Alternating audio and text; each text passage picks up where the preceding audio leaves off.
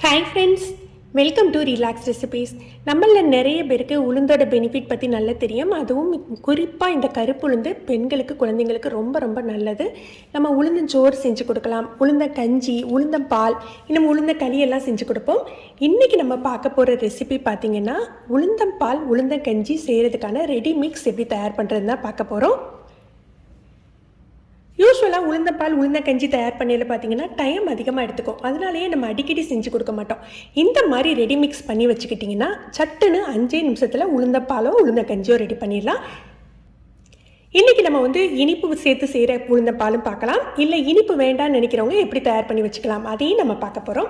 இன்றைக்கி நான் 1 கப் அளவுக்கு கருப்பு உளுந்து, தொளி உளுந்து எடுத்திருக்கேன். முழு உளுந்து 1 கப் அளவுக்கு வெள்ளை உளுந்து எடுத்திருக்கேன். தனி கருப்பு உளுந்தில் செஞ்சால் கொஞ்சம் ஹெவியாக இருக்கும். வெள்ளை உளுந்து சேர்த்துக்கிட்டிங்கன்னா நல்லாயிருக்கும். 1 கப் கருப்பு உளுந்து, 1 கப் வெள்ளை உளுந்து எடுத்துருக்கோம் இல்லையா. 2 கப் உளுந்துக்கு 1/2 கப் அளவுக்கு பச்சரிசி எடுத்துக்கணும். பச்சரிசி ஒத்துக்காது, செட் ஆகாதுன்னு நினைக்கிறவங்க நீங்கள் புழுங்கரிசி எடுத்துக்கலாம். இதை எப்படி நம்ம இனிப்புக்கு தயார் பண்ணலாம், எப்படி நம்ம இனிப்பு இல்லாமல் தயார் பண்ணலான்னு பார்த்துடலாம். முதல்ல கருப்பு உளுந்தை வறுத்துக்கலாம். 2 உளுந்தையுமே தனித்தனியாக தான் வறுத்துக்கணும். கருப்பு உளுந்து யூஸ் பண்ணையில கல் ஏதாவது இருக்கான்னு பார்த்து க்ளீன் பண்ணி எடுத்துக்கோங்க.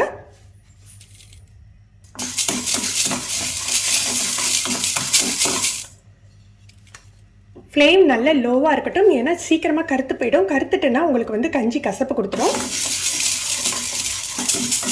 நல்ல ஒரு வாசம் வரும், அதுதான் பதம். 2 நிமிஷம் தான் லோ ஃப்ளேமில் வறுத்துருப்பேன். நல்ல வாசம் வர ஆரம்பிச்சுட்டு எடுத்து வச்சிடலாம். நீங்கள் உளுந்து ஜாஸ்தியாக யூஸ் பண்ணீங்கன்னா இதோட உங்களுக்கு டைம் எடுத்துக்கும்.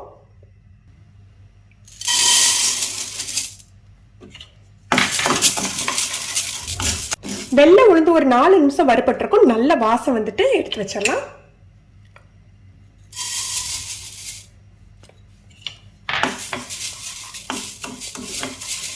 குறைவான தீயில அரிசியை கைவிடாம வறுக்கையில நல்ல பொரிஞ்சு பொரியரிசி மாதிரி வரும். அந்த பதம் வரைக்கும் நம்ம வறுத்துக்கலாம்.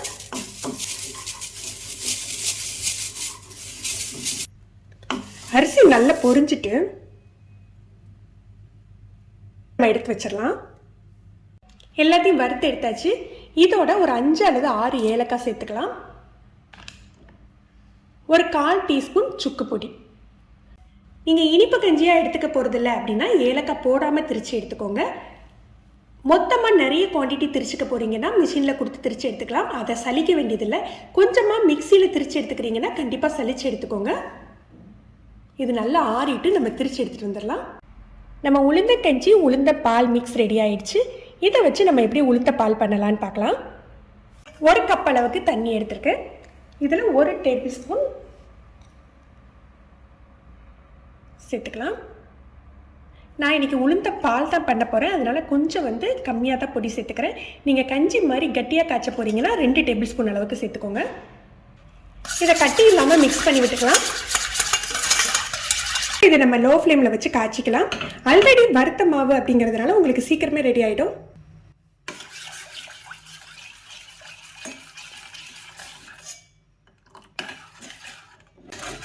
ஒரு நிமிஷம் தான் காய்ச்சிருக்கேன், கரெக்டாக செட் ஆகிடுச்சு.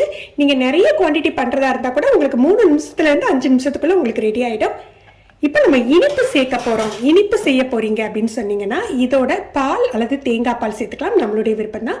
பால் சேர்த்துட்டு நாட்டு சர்க்கரை சேர்த்துக்கலாம். இல்லை உங்களுக்கு இனிப்பு வேண்டாம், நீங்கள் டயட்டில் இருக்கீங்க, இல்லை சுகர் பேஷண்ட்ஸ் அப்படின்னா நீங்கள் இதில் பாலுக்கு பதிலாக மோரோ இல்லை தயிர் உப்பு கலந்து கூட குடிக்கலாம். ரொம்ப அருமையாக இருக்கும். இன்றைக்கி நான் பால் சேர்த்துக்க போகிறேன்.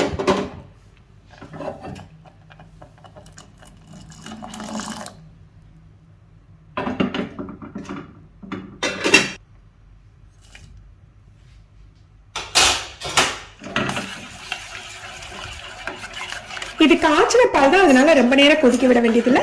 நான் இன்னைக்கு உளுந்த பால் மாதிரி தயார் பண்ணுறதுனால இந்த கன்சிஸ்டன்சி வச்சுருக்கேன்.